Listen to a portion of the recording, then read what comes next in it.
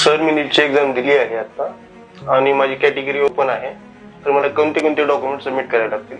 नीटची एक्झाम यावर्षी दिली आहे आणि कॅटेगरी ओपन आहे. एक्झॅक्टली कास्ट कोणती आहे?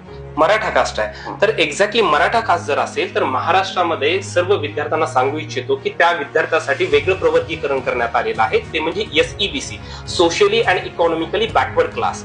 जरी अशा विद्यार्थ्यांनी नीटचा फॉर्म ओपन किंवा EWS मधून भरला असेल तर स्टेटमध्ये जर ते विद्यार्थ्यांची कास्ट मराठा कास्ट असेल तर अशा सर्व विद्यार्थ्यांनी पुढे SEBC असा प्रवर्ग सांगायचा आहे. त्या कॅटेगरीनुसार त्या विद्यार्थ्याकडे 3 महत्वाचे डॉक्युमेंट्स असणं गरजेचं आहे. ते म्हणजे कोणतं आहे तर caste certificate, caste validity certificate आणि नॉन क्रिमिलियर सर्टिफिकेट. आता यामध्ये पालकांना सांगू इच्छितो, कास्ट सर्टिफिकेट आणि नॉन क्रिमिलियर सर्टिफिकेट हे लवकर इश्यू होतात, परंतु कास्ट व्हॅलिडिटी सर्टिफिकेट येण्यासाठी बराचसा वेळ लागतो.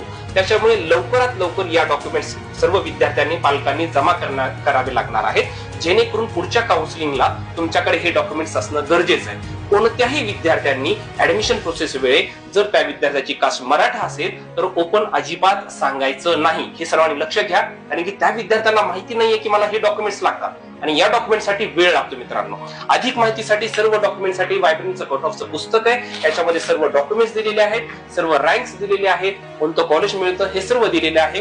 हे बुक अगदी फ्री ऑफ कॉस्ट आहे. मित्रांनो, अधिक माहितीसाठी तुम्ही आपल्या या युट्यूब चॅनलला आणि इंस्टाग्राम चॅनलला फॉलो करायला विसरू नका.